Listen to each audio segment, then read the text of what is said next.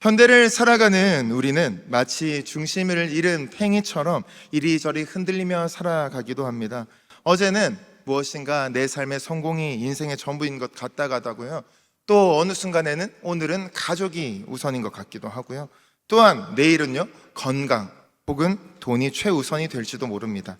우리는 무엇을 지향하고 최우선이 되어야 할지 항상 찾아 헤매지만요, 진정한 중심을 찾기는 참 쉽지 않습니다. 찰스 테일러라는 철학자는요, 그래서 세속시대의 파편화 혹은 의미의 파편화라는 이야기를 하는데요, 동시에 초월의 상실에 대한 이야기를 합니다. 무슨 말일까요? 내가 살아가는 가운데에서 내가 열심을 내고 무엇인가를 추구하면서 성실하게 살아낸다고 하여도 오늘날 시대는 너무나도 조각조각 나 있는 것 같다라는 이야기를 하는 것이죠. 그런데 동시에 무슨 이야기를 하냐면요, 우리 개인은요 그렇게 원자화되어 있는, 정말 개인 중심에 고립되어 있는 상태로는 살아갈 수 없고 문화적이고 사회적 존재로서 함께 이 세상을 향유하면서 살아가는 존재들이라는 것이죠. 너무 잘 아는 개념이시잖아요. 그럼에도 여러분의 한 주를 돌아보시면, 인생을 돌아보시면 어떻습니까?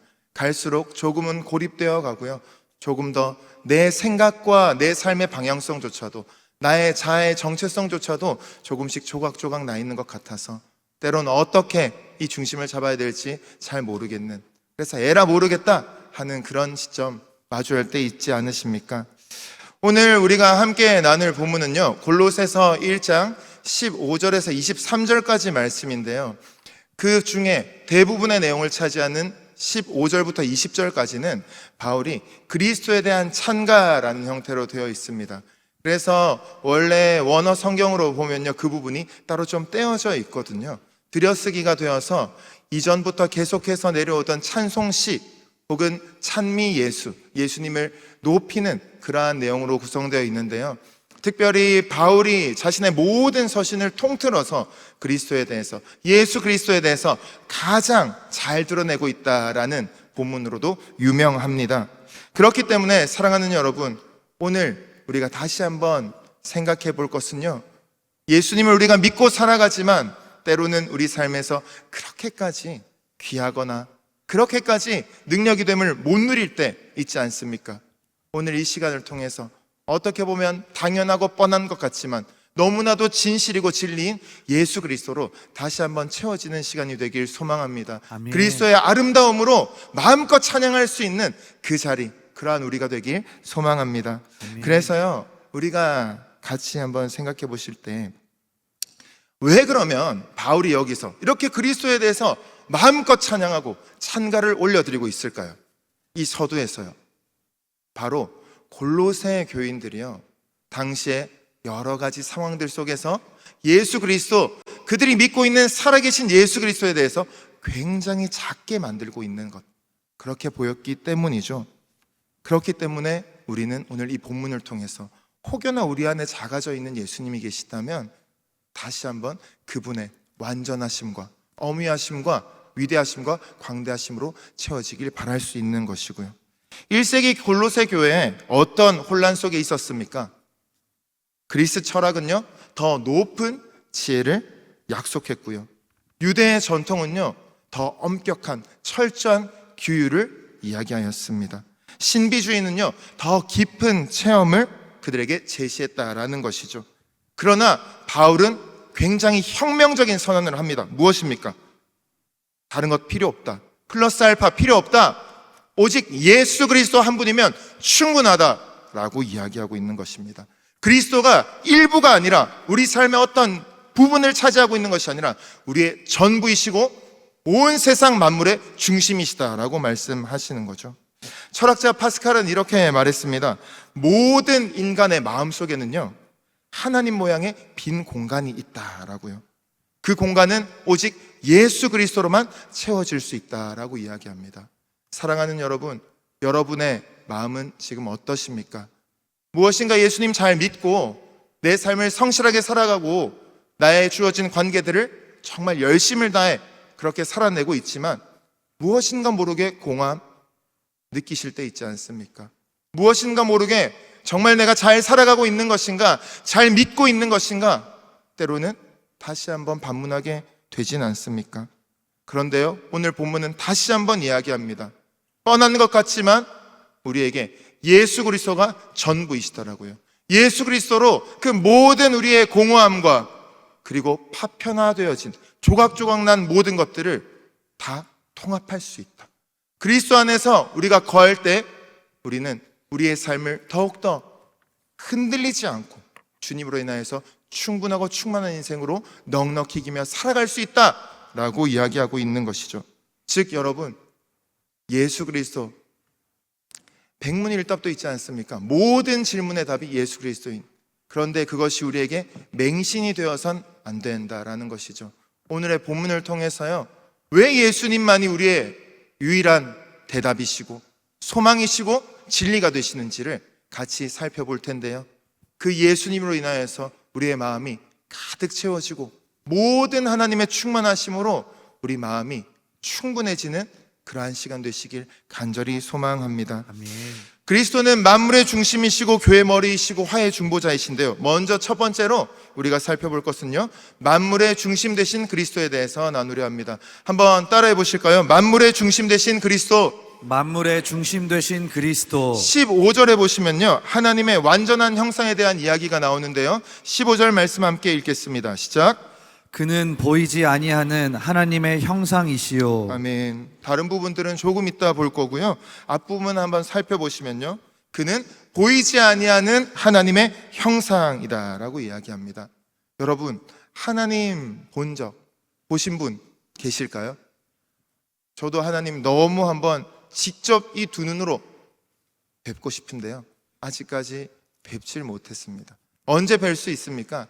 결국 예수님이 다시 오시고 우리가 영화로워지는 그때 지복직관의 그러한 은혜 가운데 하나님의 얼굴을 대할 수 있겠죠. 그렇기 때문에 요한복음 1장 18절은 이렇게 이야기합니다. 함께 읽습니다. 시작.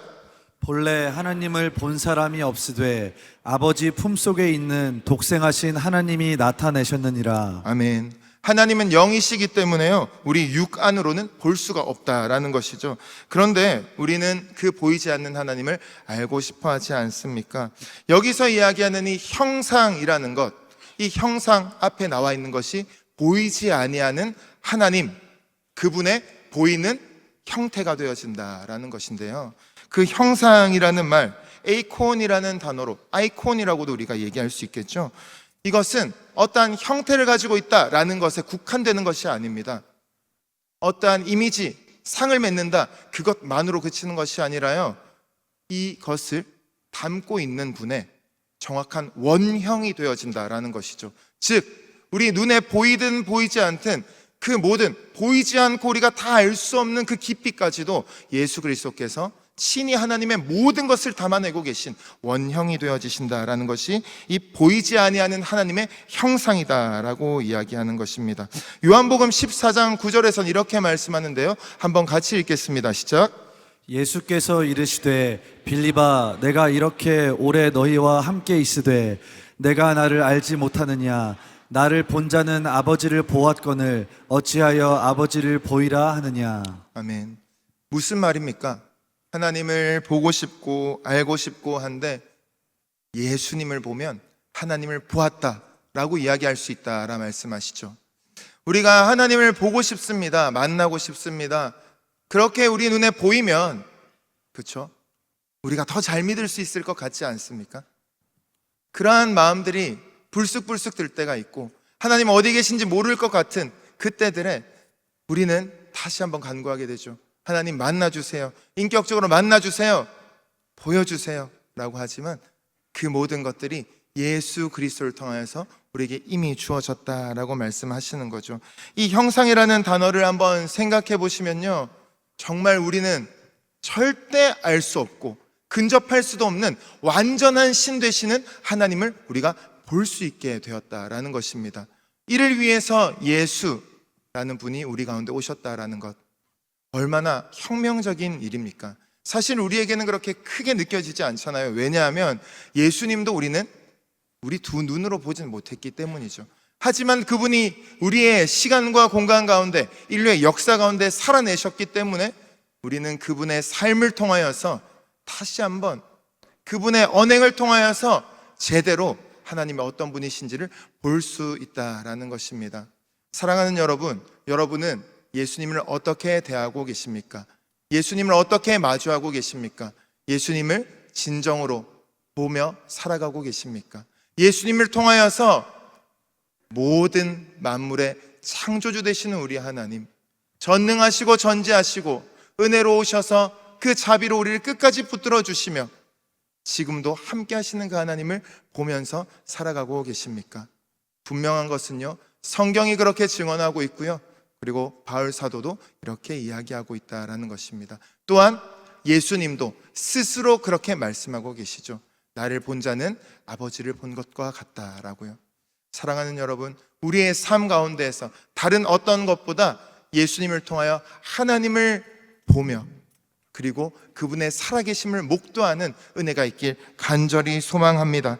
아멘. 15절 하반절과 16절 우리 한번 같이 읽어볼 텐데요, 15절 하반절과 16절 함께 읽습니다. 시작. 모든 피조물보다 먼저 나신 이시니 만물이 그에게서 창조되되. 아멘. 여기 먼저 나신 이시다라고 하는데요, 이 먼저라는 표현의 프로토토코스라는 것은, 프로토스 아시나요? 네, 스타라는 게임의 이름을 여기 올려도 될까라는 생각이 잠깐 들어서 멈칫했는데요. 스타크래프트라는 또 그곳의 종족 하나, 프로토스라는 게 있잖아요. 그게 첫 번째 된다라는 어떤 뜻을 가지고 있는데요, 우리가 이 프로토토코스라는 앞부분에 나와 있는 프로토라는 것이, 프로토타입이라는 것을 얘기할 때도 최초의 모델을 이야기하지 않습니까? 우리가 생각할 때 예수님께서 이 땅에 오신 것은 가장 먼저 나신 이다라는 이야기를 하고 있습니다. 그런데요, 이것이 그냥 순서상으로 그냥 먼저 창조되었다라는 표현일까요? 그것이 아닙니다. 그분은 으뜸이 되신다라고도 표현하고 있거든요. 왜냐하면요, 하나님께서 예수님을 통해서 우리에게 보여주시는 것은요, 다른 피조물들 중에 최고다라는 얘기를 하는 것이 아닙니다. 예전에 아리우스라는 이단은 그렇게 크티스마, 피조물이라는 표현으로 예수님의 신성을 격화시켰습니다.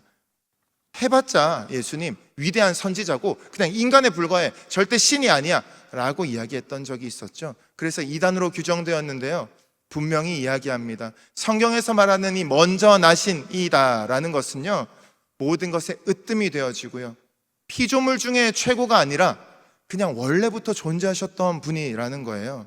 예수님께서, 그렇죠, 성자 하나님으로서 우리 눈에 보이는 형태로, 인간과 동일한 형태로 우리가 가운데 오셔서 거하셨지만요, 그분은 그때 피조되셨을까요? 아니죠. 원래부터 삼위 하나님의 형태로 한 하나님을 이루셔서 함께 계셨다라는 거예요.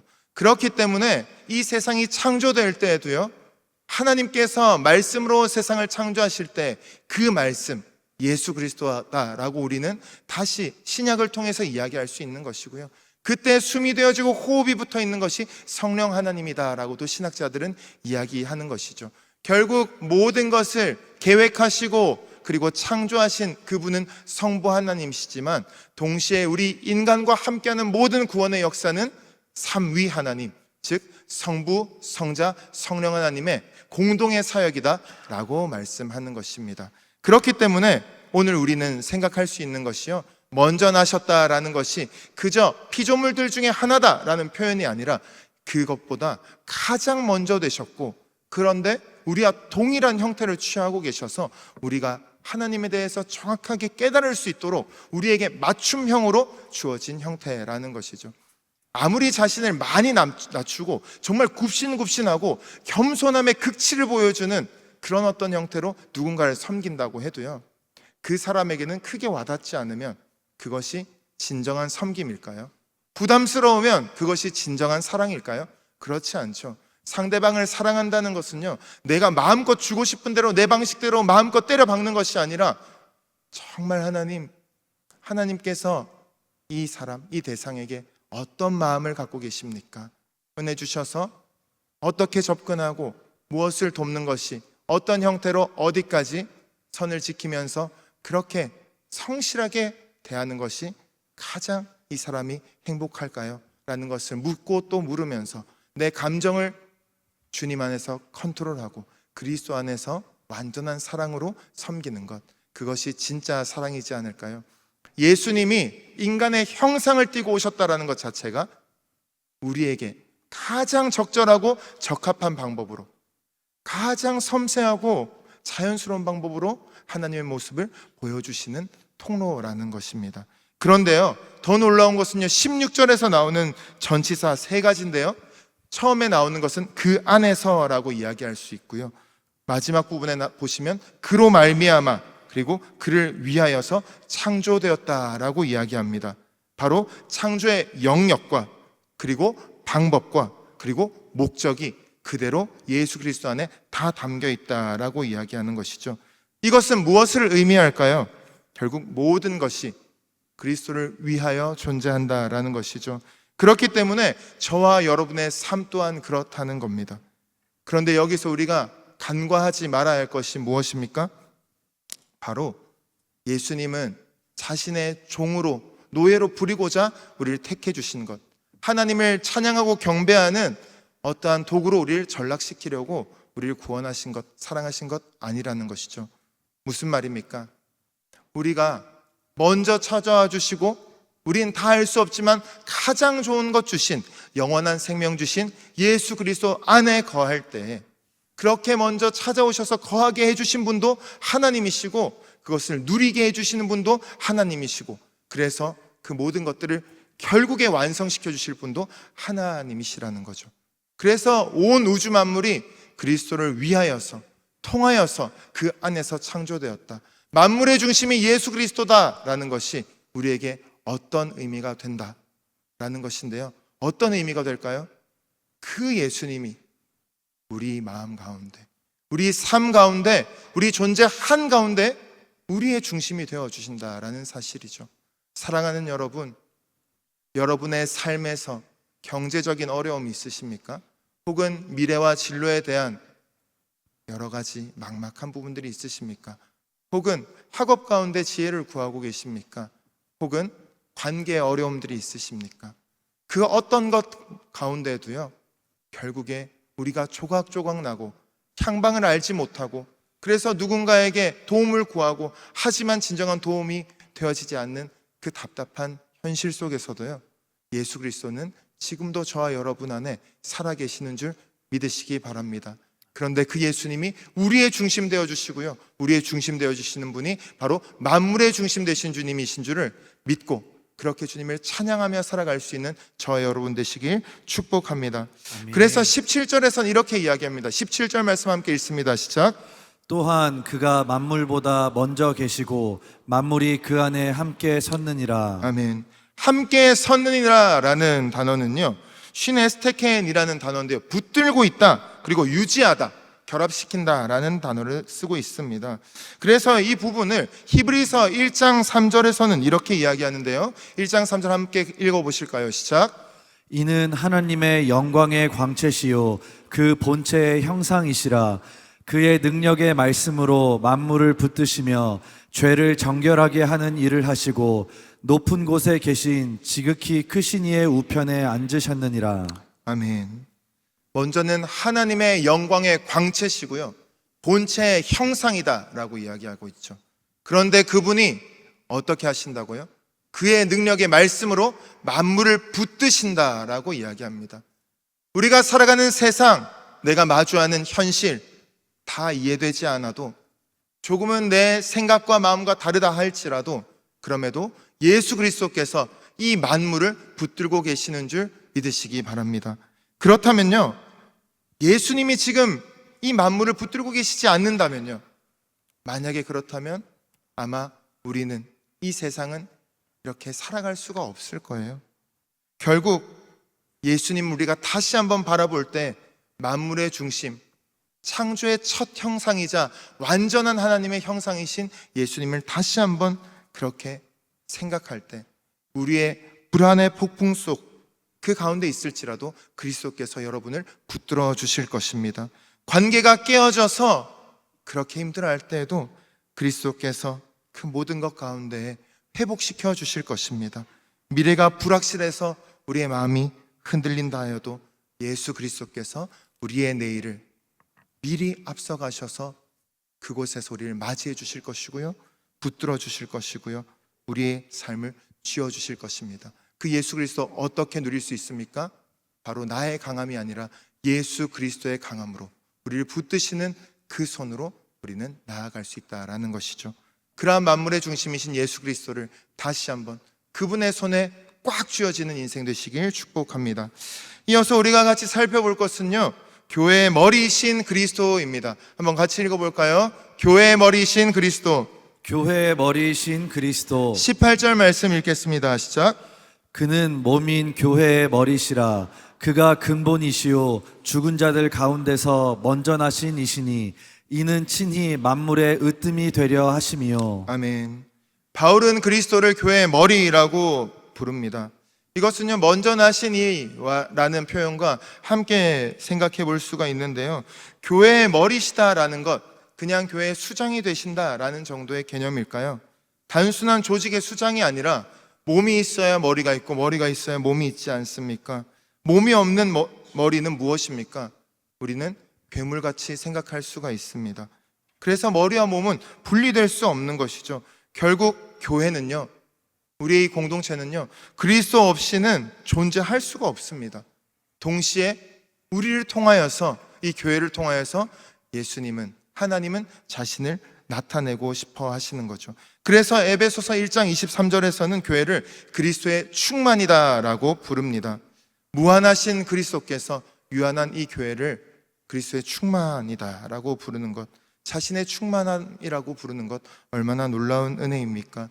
우리가 이 구절을 생각하실 때 머리 되시는 예수님이 계시기 때문에 우리는 정말 어떻게 나아갈지 모를 그때에도 오직 예수님 안에 거한다면 우리의 모든 길을 가장 선한 길로 인도해 주실 줄 믿습니다. 18절 중반부도 한번 같이 보겠습니다. 함께 읽습니다. 시작. 그가 근본이시요 죽은 자들 가운데서 먼저 나신 이시니. 먼저 나신이라는 단어가 다시 나오죠. 그런데 이번에는요, 앞에 만물을 창조하신 모든 피조물보다 먼저 나신이라는 표현이 아니라 이번엔 죽은 자들 가운데서 먼저 나신이다라는 표현을 하고 있습니다. 즉 첫 창조에서 으뜸이 되셨던 예수 그리스도가 새로운 창조에서도 으뜸이 되신다라는 이야기를 하는 것이죠. 그렇기 때문에 예수님의 부활을 우리가 생각한다는 것은요, 그냥 살아남이 아닙니다. 나사로는 어땠습니까? 죽었다가 살아났지만 결국 다시 죽음을 맞이했습니다. 하지만 예수님은 다시는 죽지 않는 그 부활의 몸으로 일어나셨다라는 것이죠. 고린도전서 15장 20절은 이렇게 이야기하는데요, 함께 읽습니다. 시작. 그러나 이제 그리스도께서 죽은 자 가운데서 다시 살아나사 잠자는 자들의 첫 열매가 되셨도다. 아멘. 잠자는 자들의 무엇이 되었습니까? 첫 열매가 되었다. 첫 열매는 무엇을 의미합니까? 뒤따라올 수확들, 추수의 열매들을 보장하는 것이지 않습니까?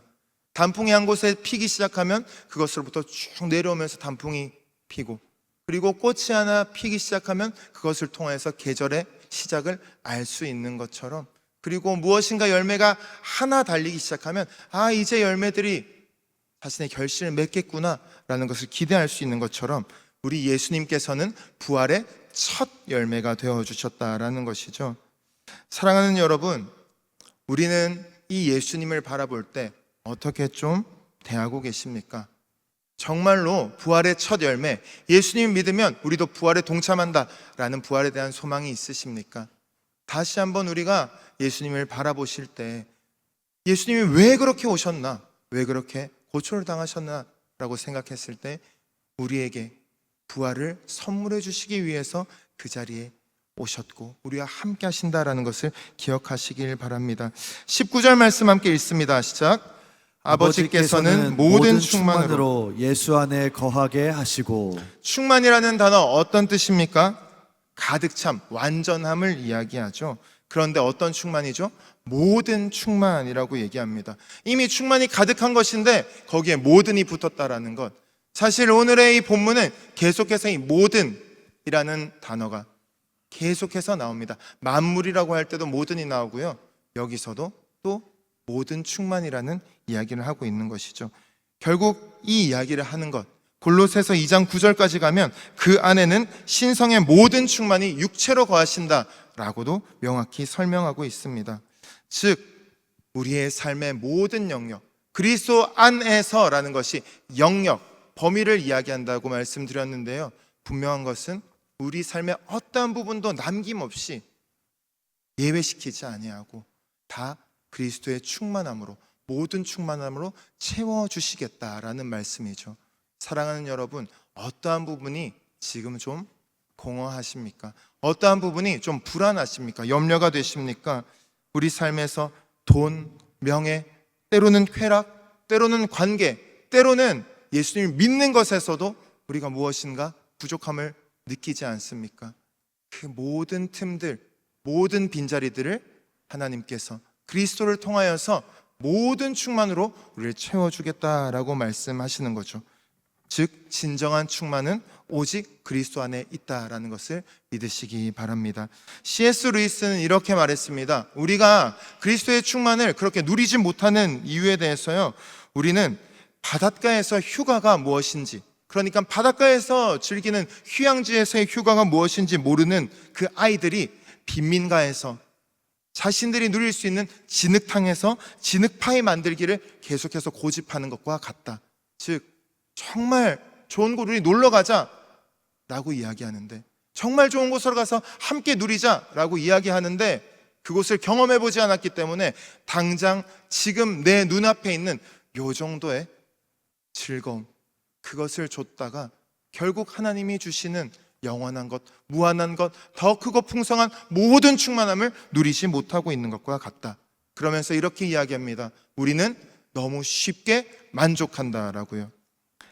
사랑하는 여러분, 정말 진정한 만족이 그러한 자리에 있으십니까?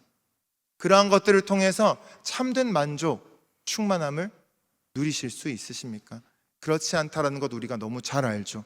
그런데도 다시 우리가 쉽게 접할 수 있는 것들, SNS와 또 우리 눈앞에 있는 것들, 당장에 필요한 것들, 나의 삶에 지금 해결해야 될 것만 같은 그것들을 붙들고, 예수님은 잠시 계세요, 예수님 도와주세요 라고 그렇게 예수님을 작게 만들고 계시진 않습니까? 그것들이 중요하지 않다는 게 아니에요. 성실하게 살아야 되죠. 그런데 무엇이 우선순위냐라는 것입니다.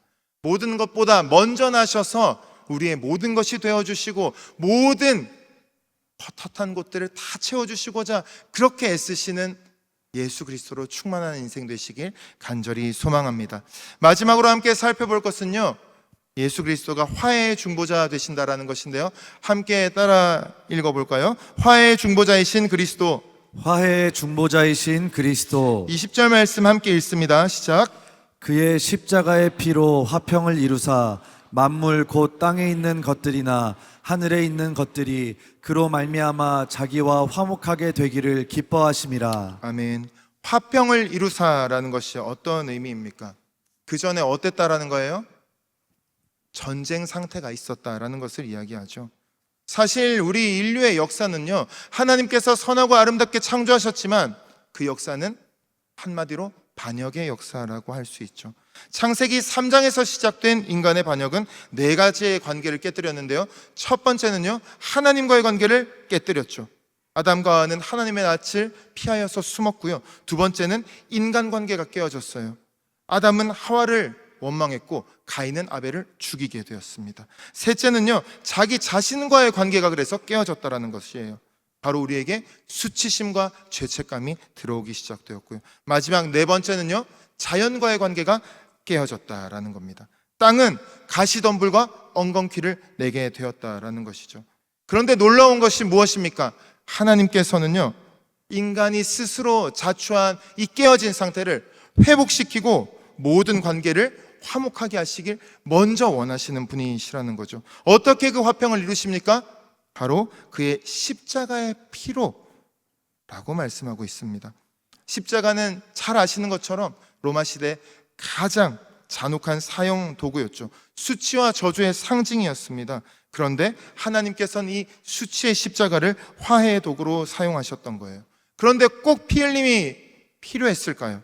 히브리서 9장 22절 이렇게 말씀하시는데요. 함께 읽어보겠습니다. 시작. 율법을 따라 거의 모든 물건이 피로써 정결하게 되나니 피 흘림이 없은즉 사함이 없느니라. 아멘. 죄의 삭시 사망이고 생명이 피에 있기 때문에 그렇게 될 수밖에 없다라는 것입니다. 그런데 이것은요, 단순한 종교적 의식, 제사, 그 형태여야만 하기 때문 그것을 넘어선다라는 거예요. 바로 하나님의 정의와 사랑이 만나는 그 지점, 그 자리가 예수 그리스도의 십자가다라는 것입니다. 만약 하나님께서 죄를 그냥 눈 감아 주시면 정의로운 분이 아니시겠죠. 만약 하나님이 죄인을 모두 심판해 버리신다면 그러면 사랑의 하나님이 아니시겠죠. 그렇기 때문에 십자가에서요, 하나님은 죄를 심판하시되 그 심판을 스스로 받으신 분이라는 거예요. 정의는 충족되었고요, 사랑은 나타나게 되었다. 그래서 팀 켈러 목사님은 이렇게 말했습니다. 십자가에서 정의와 자비가 입맞추었다라고요. 그렇기 때문에 우리가 살아내게 된 이 삶의 자리, 21절과 22절에서 나오게 됩니다. 한번 같이 읽어볼까요? 시작. 전에 악한 행실로 멀리 떠나 마음으로 원수가 되었던 너희를 이제는 그의 육체의 죽음으로 말미암아 화목하게 하사. 아멘. 방금 우리가 살펴봤던 이 화목하게 한다라는 단어 20절에서도 22절에서도 반복하여 나오는데요. 아포카탈락사이라는 단어를 씁니다. 사실 이렇게까지 강력한 단어를 쓰지 않아도 되거든요. 아포라는 것을 더 붙여가지고 복합동사를 만들었어요. 여기에서 유일하게 사용되는 것인데요. 그렇기 때문에 예수 그리스도를 통하여서 완전한 화목, 완전한 화해를 이루고 싶다라고 말씀하고 있는 것이죠. 그렇기 때문에 그의 피를 통해서 우리에게 주신 것이 진정한 화해이고 화목이라는 것입니다. 지금 우리 마음 가운데 좀 우리의 마음을 어렵게 하는 그러한 지체들이 있습니까? 가족들이 있습니까? 관계들이 있습니까? 하나님께서는 그 모든 것들 가운데에서 진정한 화목을 이루길 원하십니다. 이미 먼저 우리 가운데 오셔서 나와 나 자신의 화해를 이루신 분이시고요, 하나님과의 관계를 화평케 하신 분이시고요, 우리 삶의 모든 영역을 화해하길 원하시는 분이죠. 그래서 21절, 22절에서 보면 전에는 어떠한 모습이었습니까? 악한 행실, 멀리 떠나서 완전히 소외되어서 원수가 되었던 존재였습니다. 그런데 이제는 그의 육체의 죽음으로 말미암아 화목하게 하사 어떤 모습이 되었습니까? 22절 후반절 한번 같이 읽겠습니다. 시작. 너희를 거룩하고 흠없고 책망할 것이 없는 자로 그 앞에 세우고자 하셨으니 라고 이야기합니다. 결국 우리를 전에는 그러한 악한 모습 원수였지만 지금은 화목하게 하셔서 흠없는 자로 그 앞에 세우고자 하신다라는 것이죠. 거룩한 존재, 구별된 존재, 흠없는 그러한 존재, 책망할 것 없는 존재, 어떻게 가능합니까? 루터는 이렇게 이야기합니다. Simul justus et peccato르라고 이야기하는데요, 의인이면서 동시에 죄인이다라는 말입니다. 의인이면서 동시에 죄인이다라는 것이죠. 우리는 여전히 죄인이지만 그리스도 안에서 의인이다라는 말씀입니다. 사랑하는 여러분, 우리를 그렇게 의인으로 만들어주신, 그렇게 세워주신 분이 누구십니까? 바로 예수 그리스도시죠. 여기서 그 앞에 세우고자 라는 표현이 있는데요, 이 표현이 여기선 파레스티사이라는 표현을 씁니다. 그런데 앞에서 이야기한 아까 전에 함께 서 있다라는 17절 말미에 나온 그 부분, 만물의 유지자 되시는 그 주님에 대한 표현에서 나온 그 부분에서 나온 동사와 똑같은 동사입니다. 앞부분만 다른 거죠. 그땐 함께 서 있다라는 표현을 썼다면 지금은 파라라는 것을 써서 옆에 서 있다라는 이야기를 하는데요, 이 말을 언제 성경은 또 이야기할까요? 제일 잘 알 수 있는 것은, 다양하게 사용되지만 우리가 오늘 같이 살펴볼 수 있는 것은요, 고린도서 1장 3절에서도 그렇게 이야기합니다. 모든 위로의 하나님이 우리에게 진정한 위로를 주실 것이다 라고 하는데, 그때 위로라는 말, 파라클레시스라는 단어에서도 똑같이 이야기합니다.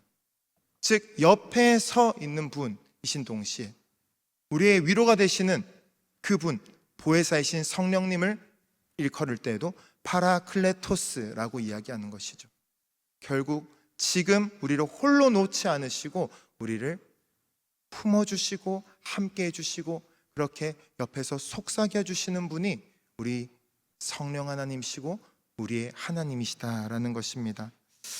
사랑하는 여러분, 주님을 믿는 것, 예수님을 믿는 것, 예수님으로만 살아간다는 것 어떤 것 같습니까? 조금은 더 고독한 것 같고 고립되어 가는 것 같습니까? 그것으로 그렇게까지 충분하지 않은 것 같고 편협한 것 같습니까? 결코 그렇지 않습니다. 진정한 자유는 오직 그리스도 안에서만 가능하다는 것이죠. 나의 모든 것이 상처가 나도 그렇게 살아낼 수 있는 것은 예수 그리스도가 우리의 중심 되실 때만 가능하다라는 것입니다. 완전한 화해를 이루게 하시는 분. 그런데 옆에서 우리에게 파라칼레오, 칼레오라는 것이 그 클레토스의 동사형이거든요. 속삭이다, 말하다라는, 부르다라는 거예요.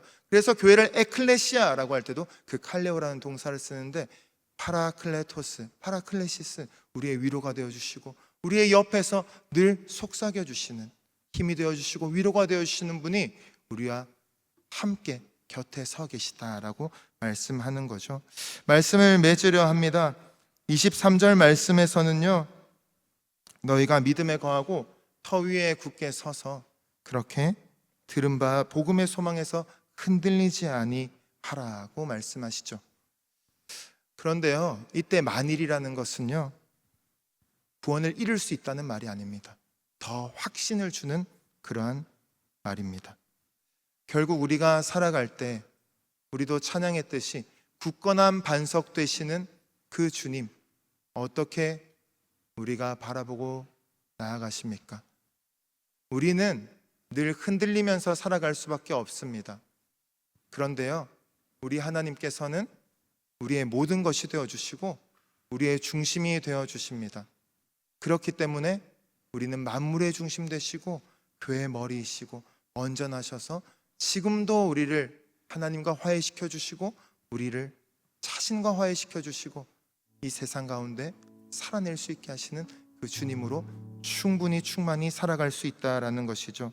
사랑하는 여러분, 그 예수님 우리의 삶에서 진짜 만나고 싶지 않으십니까?